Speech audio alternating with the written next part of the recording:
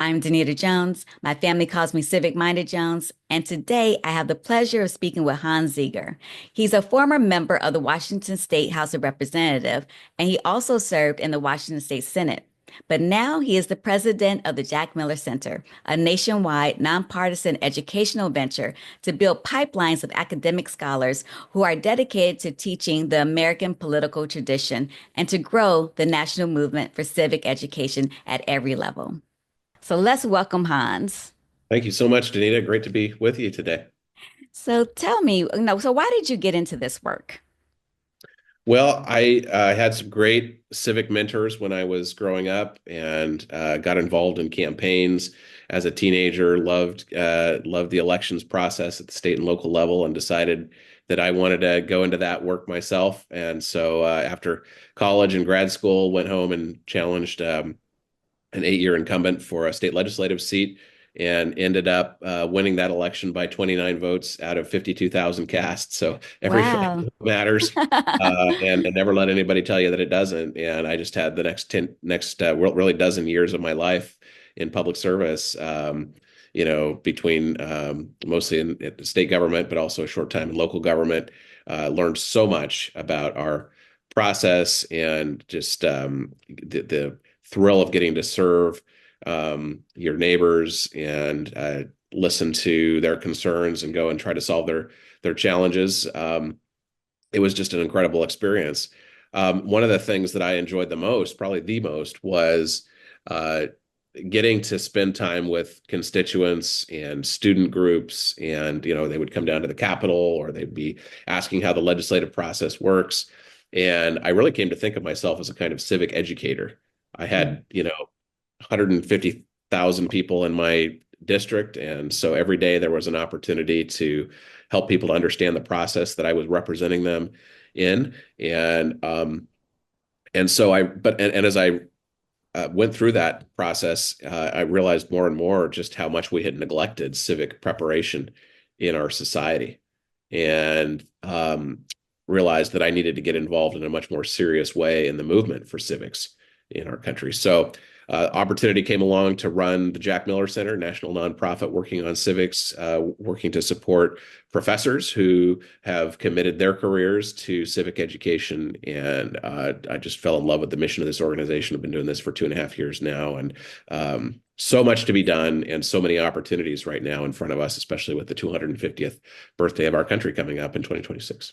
Right. Yeah. Well, that's great. That's great, um, living your life in service, basically. It started from such an early age and still continuing, and making sure that people know how government works, via civics. Some people, as we were talking about before we even started this call, when I went to the civics event last week that was hosted by iCivics and the Hoover Institute at Stanford. Um, I really was thinking, like, my goodness, they're talking so much about the state, how state governments can really help us. But I don't think many people really think about that. We always focus so much on federal and not the states. And even myself, I'm always thinking about federal and never how the state works or how it can help us and so forth. But, so by most people, I would think not familiar with state and local governments, how can you basically can you break down what makes them different and why they matter, both state and local? Yeah, absolutely. No, you're absolutely right to pick up on state and local government, and they, people don't pay as much attention there as they ought to.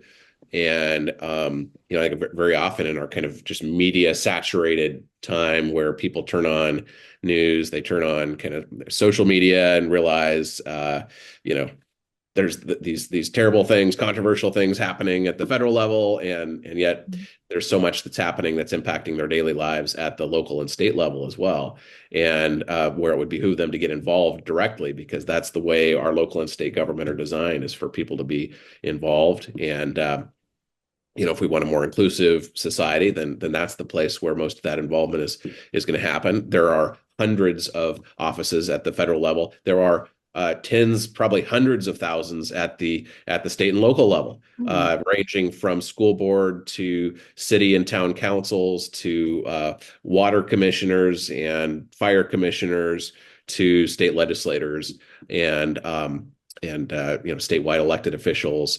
These are so critical to our daily lives, and they're venues for people to really make a difference. And what we've got to get away from in our society, I think, is saying that the government is those people over there and just complaining about it. When Right. in reality, the responsibility for this stuff rests on our shoulders as citizens. All of us need to get involved in one way or another, and state and local government is where most of that is going to happen. Okay. So, we often hear about checks and balances at the federal level, but how do state and local governments keep the federal government in line, basically, or in check? Yeah, I mean, I think it's so important the federalist design of our Constitution, and it's not just the federal government. It is this whole complex array of offices that are spread from the local all the way up to the national level, and we have to understand that those concurrent, overlapping, and different kinds of jurisdictions, some of which are very specialized at the local level, and some of which are oversee huge, influence at, say, at the state level. And you look at the size of state budgets, you look at the kind of power that states wield, and those are not political entities to be neglected in our understanding of how our country works.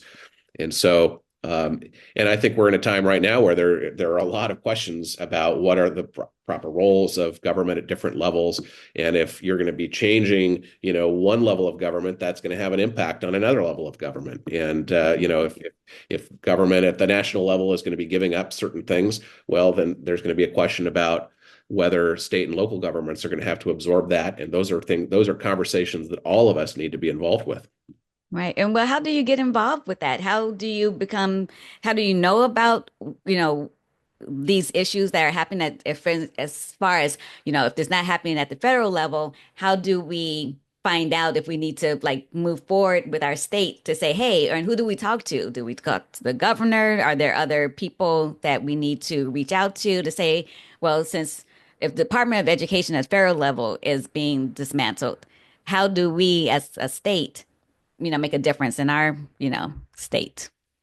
Yeah, I think it's important to start with knowing who your elected officials are at different levels. Who are your city council members, who are your school board members, who are your state legislators who represent your particular district, and find any way that you can to get to know those folks. I always had constituents when I was a state legislator reach out to set up meetings for coffee. They might have some set of issues that they wanted to talk to me about, and I figured that my number one responsibility as a state legislator was to be a good listener, to really try to understand other people's life experiences and absorb that into my thinking about different issues that were going to come along. Sometimes there might be some small fix that needed to be made in the law, and so we could pass a bill to do that. Other times they were talking about major systemic issues that needed to be addressed, and there was not going to be some, easy way to go about that. But I needed to get up to speed on what they were talking about, and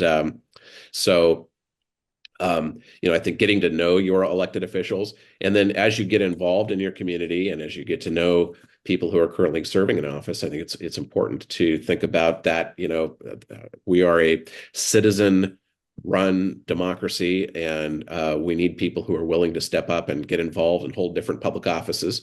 And so folks should consider ways that they can serve. But it's not just about, I say, citizenship is not just about what goes on in government, even just like it's not just what goes on at the national level. Mhm. It's across all these other levels, but also citizenship is about a whole array of activities that are happening in the community. What you do as a volunteer for a nonprofit organization, or what you do in your house of worship, or what you do in a service club, or some group of people who have a shared hobby but are getting together to form social bonds. Those are all very important aspects of our citizenship in a free society. The functioning of our society depends on people being involved and saying that they're not just going to be passive observers of the community, but that they're going to be, whether it's leaders or participants in other ways. Yeah. I mean, what stuck in my head just now, what you mentioned, your constituents asked to meet, have coffee. You don't even think that that's even a possibility normally, to say, oh, well, because they seem so unapproachable. Mm. So, but I think, is that something that we as citizens need to change about how we think about our representatives? I mean, we elected them, so we Right, should be able right. to reach out, Yeah, but I think what we all need to be demanding right now in our politics is that it become a much more relational enterprise. I mean, I think at its best, it can be, and I've seen that just so many times, not only relationships among colleagues who are serving in a legislative body or serving in government in some way, but relationships between constituents and those who they've designated to be their representatives through our elections process. And so, we have to recover or renew some kind of relational politics in our society, I think, for us to really become a more inclusive democracy. And we have to have some shared understandings about what we're in this to do. We can have many different differences when it comes to public policy, but at the end of the day, we share some common values about what it means to be an American. That we share this constitutional document that's written down for us to read and understand, and that we're stewards of that. And so I think when we can have that kind of shared understanding, recover a kind of relational politics, I think we're really going to be well positioned for the future. But that's going to take a lot of work on all of our parts. right, right, for sure. I write about history, and there's a thing where that happened in Vicksburg where um, the sheriff he needed to immediately get to the governor to tell him what was going on because him and other people were being attacked, and the way I read it in the transcripts, it just sounded like he just rode his horse to the governor and got in there to talk to him. And Mm. do you think like back in the day, that was things were just much more open to be able to talk and versus how it is now? Yeah. Yeah, I mean, it's interesting to look at some of the early presidents and how people would walk into the White House and Right. and to meet with them and things like that. Of course, that doesn't happen Happened anymore. today. We're a bigger country. Right. There are just so many people, and so there are challenges in being able to communicate with you know whether it's U.S. senators. Certainly, the president is a distant Definitely. figure. Right.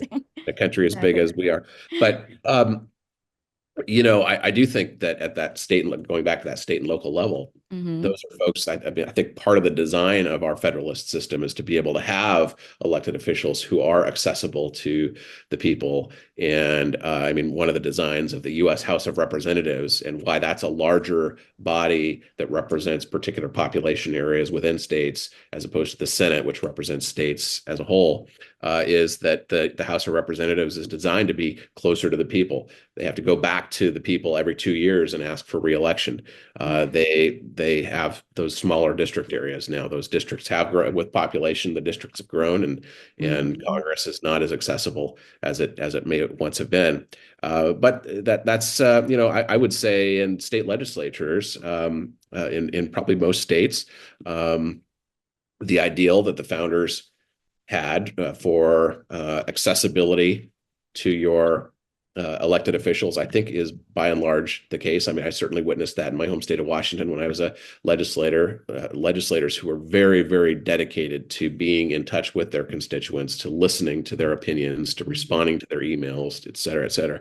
And when constituents would come forward with ideas for legislation, being, responsive to that and putting most of the bills probably that I ran in one way or another were the result of conversations with constituents who brought issues to me. Yeah. And even for myself, I know with my congressman, one of my congressmen, Brad Sherman, I feel like I was able to, go to a town hall meeting or be on the phone, and that felt very empowering. And I had never participated in that way before. Like I would call here and there for, the representatives or senators, but to actually hear him speak about the different things and then do a poll on like what do you want me to focus on? What should we focus on? That was really eye-opening for me because I never thought that, oh, he really needs our input of what we want him to do. So that was pretty cool. So if someone wants to make a difference in the community, what are the best ways to get involved? Um, where's the best ways to get involved with the state and local government, and where should they start? Yeah, I mean, I think that's going to differ from person to person, depending on partly on their interests and what, drives them, what makes them passionate. So um, I think the first place to start is in getting involved in a community organization. When people would come to me trying to think about running for office in the future, I'd say, choose three community organizations to get involved with and really delve in and things that you're passionate about, not just to check a box, but things that you can really get passionate about, get really involved. If you do that, you're going to have a lot of fun. You're going to make a lot of great connections.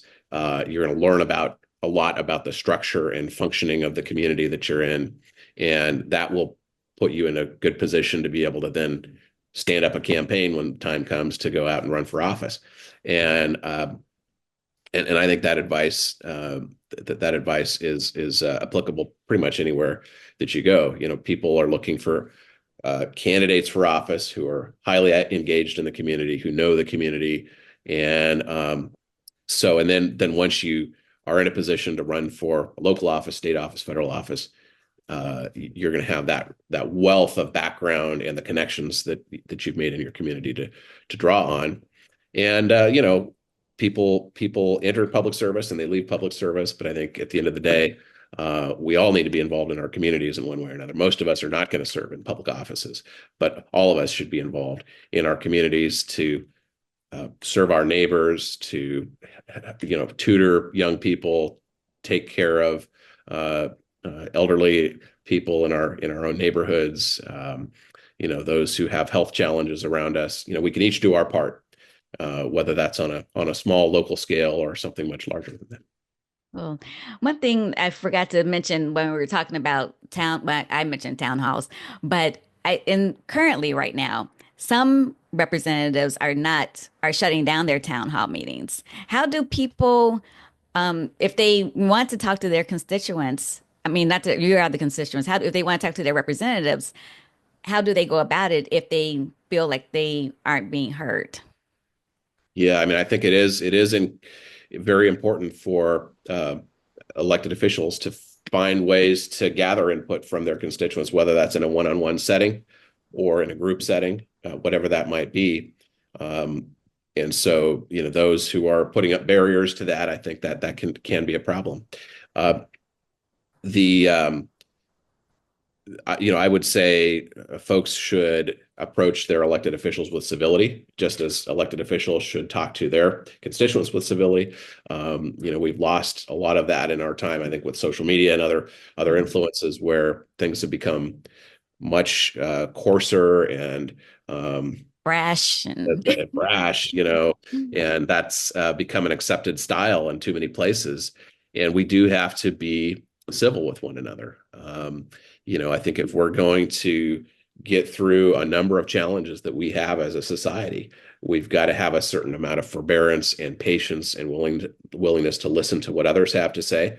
If we expect people to listen to what we have to say, we should be willing to listen to what they have to say. And so, that starts with the educational process of teaching people. I think that civility education is an important part of a civic education. We need to be able to debate and have differences with one another while remaining respectful of one another at the end of the day. So most people know about the U.S. Constitution, but state constitutions are pretty important too. So Yes. how do they shape the government and what makes them unique? Yeah, so the state constitutions are very interesting studies in the history of our constitutional formation as a country. The Americans, I've heard it said, Americans are constitution makers. Not only with our national constitution, which is remarkable in its own right, but some constitutional documents that were written preceding that and that fed into the process, provided the backdrop for the Constitution that was ratified in the late 1780s. And, you know, the state constitutions have a lot that's similar across them, but there's a lot of differences as well. So my home state of Washington was written, the Constitution was written in the 1880s, that we became a state in 1889. And there are some populist features of that Constitution. There was a distrust of big government and big business, basically, coming on the heels of the era of robber barons and that time period in our history. And there are some other states that entered the union around that same time frame that have some similar features in their state constitutions. Not a lot of people pay attention to state constitutions, but I think it's very, very important to understand their structure, and they impact our daily lives. In my home state of Washington, I'm referring to this because that's the state constitution that I know the best, but the state constitution of Washington has the strongest language of any state regarding education. It is the paramount duty of the state to provide a basic education for all of its students. And that shaped the majority of the experience that I had as a Washington state legislator. We were under a court order by the state Supreme Court to dramatically increase state funding for K-12 education and to make that equitable in a way that was compliant with our state constitution. So, you also have protections of rights that are in state constitutions. So it's not just the Bill of Rights at the federal level that's important for us to understand how our civil rights are protected, but those are also embedded within state constitutional documents, in addition to the things that you would expect in there, like the branches of government at the state level. Well, you speaking of that makes me want to go and Google California State Constitution to read through because I've never done that, or even from Illinois, which is I'm born and raised in Chicago. But I don't think people in general think that, oh, our state, we actually have a constitution, and so those are, and they may be different than what we have at the federal level, and we can really see specifically what our state stands for, so and what our laws are. Right. That's Right. great information. Um, and then like what with all the political division today, and there's so much, and part of the reasons why I'm doing this series, um, do you think state and local governments could actually help bring people together, and how? Yes, absolutely they can. The biggest takeaway from my time in public service was that we have a heck of a lot more in common with each other than we give ourselves credit for. Hmm. And by getting involved in the public policy process, I think the takeaway from that ought to be that we can overcome our differences, that we can work together. We you know we have to, if we're going to move forward on some really difficult things in our society Hmm. right now. Hmm. And there are so many examples throughout our country's history where we have been able to push through barriers, where people of goodwill and with some incredible leadership qualities have been able to stand up and defy odds and say, we're going to push through things. But such a critical part of that is being able to form relationships, whether it's within a movement that's trying to change things and to form relationships there, or to form relationships with colleagues in a legislative body where you're trying to accomplish something, trying to pass legislation, trying to amend a budget, et cetera. Hmm. Um, I've seen so many times where people have been able to work through those differences and accomplish amazing, amazing things. It is truly possible, still possible to this day, even with all that divides us. And at the end of the day, I think, human beings do have a heck of a lot more in common than we give ourselves credit for. So, people should just get involved, and they can see that for themselves. Yeah.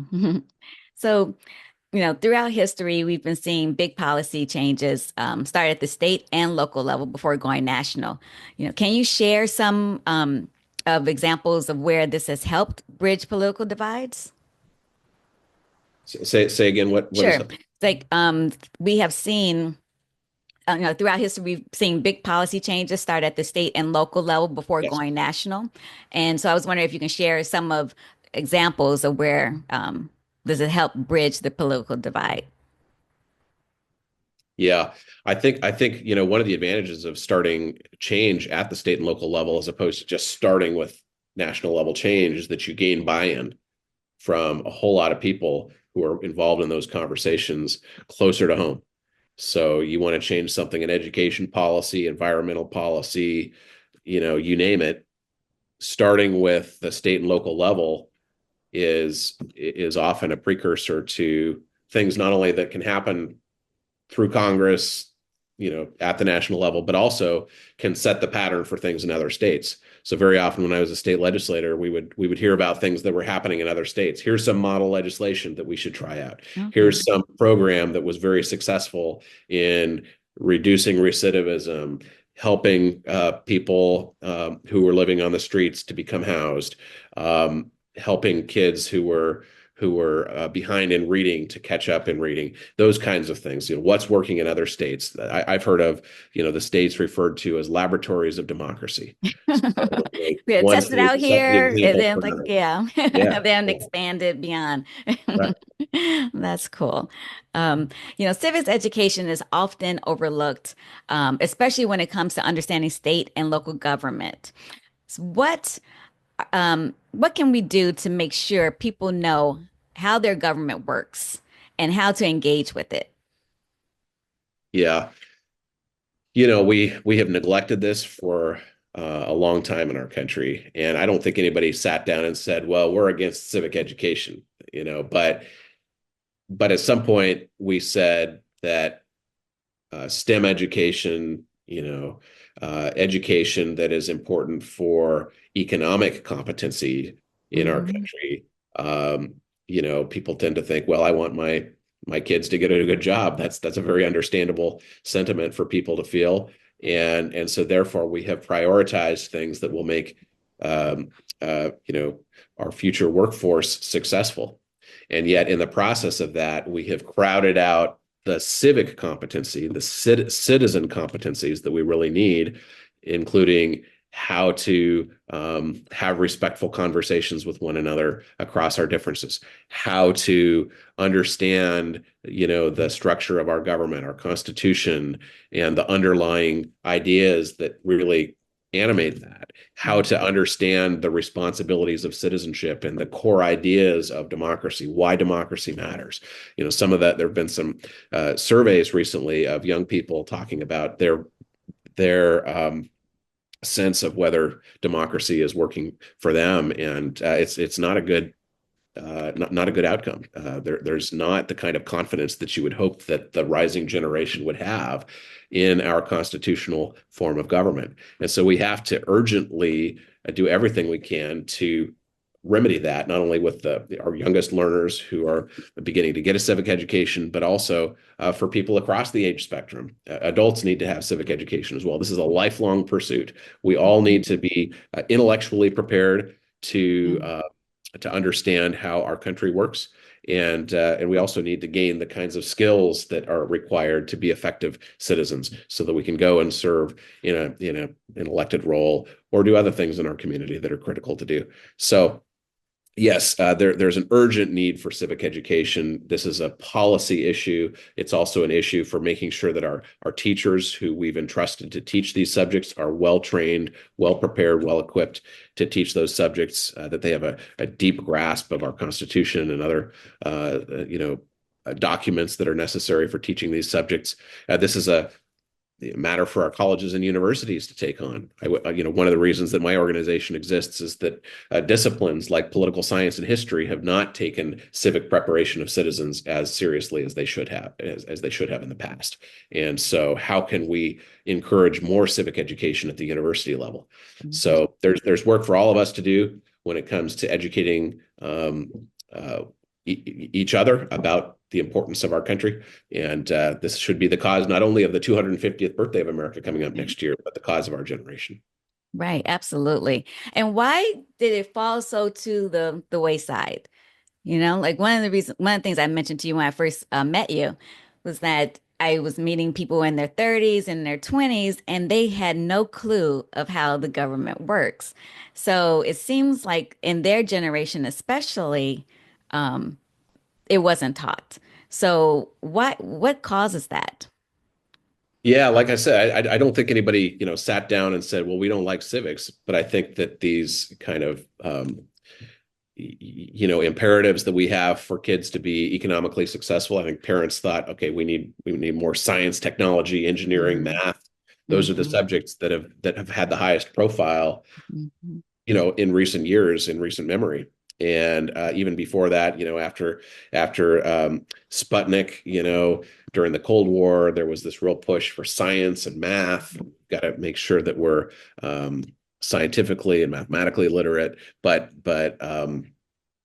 the attention for civics has just kind of dwindled. Hmm. And yet, if there's any purpose for a robust public school system in America, it should be to prepare citizens to keep this experiment in And self-government going. exactly, exactly. It And really should be so, the core.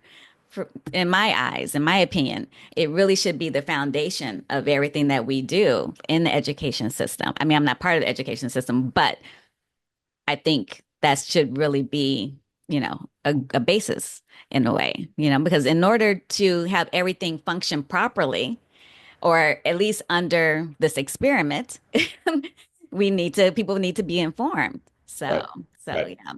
So, exactly. yeah. And then, which leads me to the talk about, trust in government. Hmm.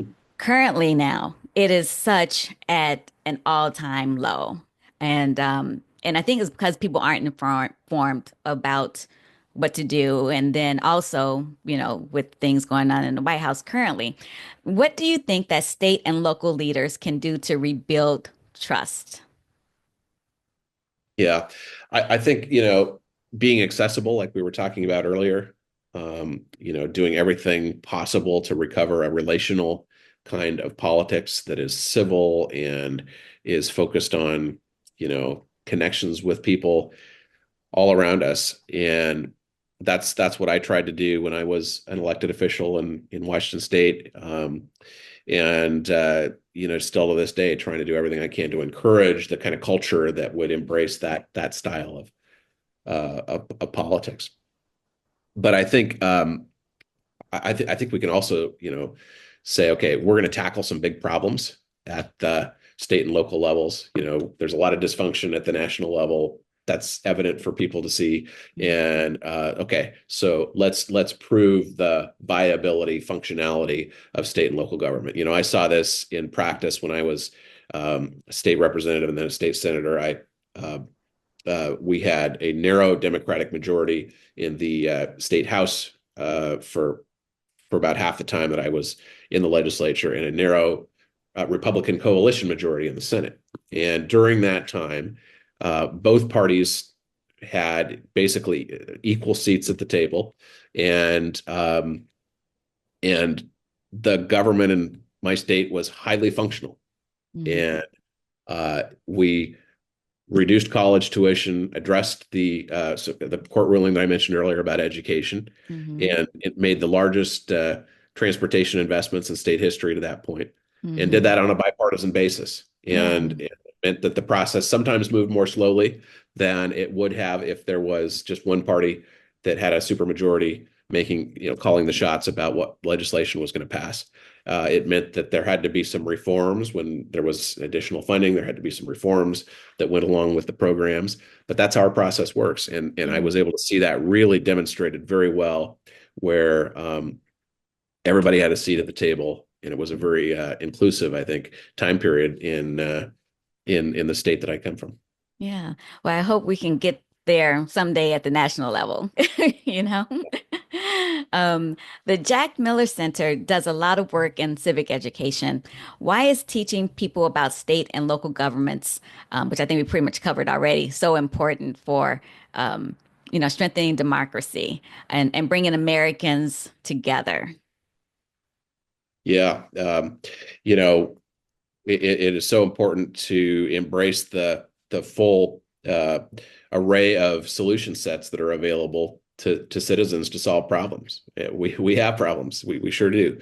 We've had them, certainly there's a long record of problems, some that have been, uh, real real stains on our national conscience throughout our history. And so how do you confront the injustices, the um, the little problems as well as the really thorny ones that we face in our own time? And we have to take a look at what are the solution sets all around us. The state and local government offer us a variety of ways to go about that, as well as civil society. I mean, I think it's important, in our lives as neighbors, as people who live in particular local communities, particular states, to look at what are the instruments, the means of civil society, um, the ways that we organize ourselves as families and individuals and groups of friends in community to be able to form social bonds and solve problems. Some of that happens within government. Some of that happens outside of government. Sometimes there's a partnership between what's happening in civil society and in the private sector and what's happening in government.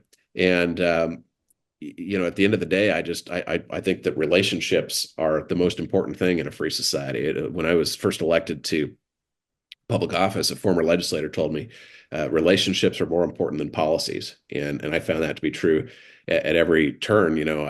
It doesn't mean that policies aren't important. Certainly, policies are important, but what I learned is that if you want to make good policy, you got to start with good relationships.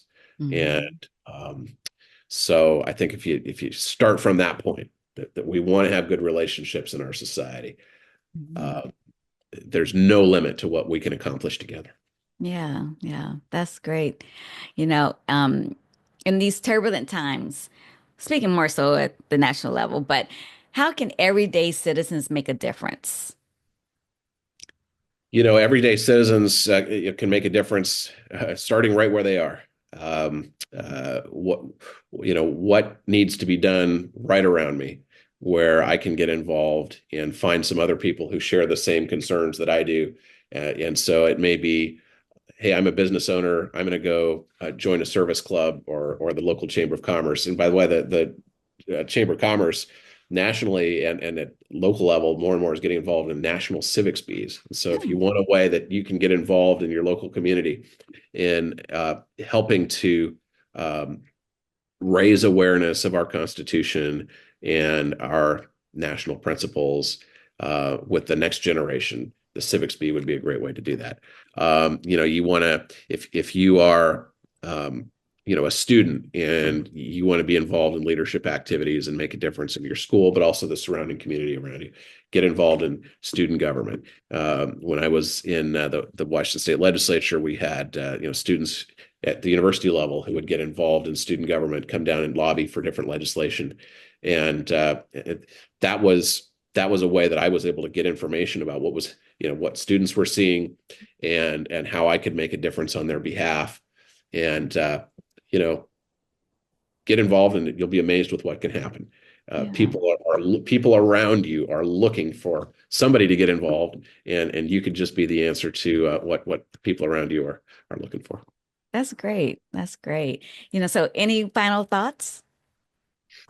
I think we live in an amazing country. Yes, we do have our problems as we were just talking about, but we've got 250 years coming up as the milestone anniversary in 2026, and this should be an opportunity for us to rally together and say, okay, we can do things better. We can live up to the vision of a free society that's set out for us in the birth of our country, and you know, these goals of equality and freedom and justice and human dignity, these Mhm. Yeah. understandings, what make us, you know, uh, what allow us to be self-governing people. We should embrace those. We should celebrate them. We should teach the next generation about them, and make sure that we can keep this country going for another 250 years. So that kind of civic purpose, civic awareness, we need that in all of our institutions. We need that to be emphasized, prioritized at every level of education. And really, we ought to have a movement to Yeah, really embrace this in our country. I This completely agree. we need a civics movement. We need a civics renaissance that can Hmm. just be ignited and spread across the country. And if we can do that, then I think we can be around and reach new heights, for our next 250 years as a country. Absolutely. I'm reading Yuval Levin's book right now, Yes, American yes, Covenant, and yes, I'm like, if people just follow the Constitution, yes. if all, citizens, lawmakers, if they just did, it would be a happy society, I feel. We would still have our differences and so forth, but the ground, the groundwork is there. It's laid out there for us, Yeah, no, and I And highly so, recommend that yeah, book by Yuval Levin. It's terrific, American Covenant, and yeah. hope everybody listening to this will go and get that book. Yeah. So, before you go, can you tell people how to learn more about your organization and what they can do to help support Sure. you? Sure, we're at jackmillercenter.org, and we would love to have folks sign up for our email list. You can do that right on our website, and we'll send you information. We won't spam you, but we'll occasionally send information, on things we're doing to advance civics at the university level and beyond. We started a national summit on civic education a few years ago, and we're really trying to make the most of that in 2026, the 250th anniversary year.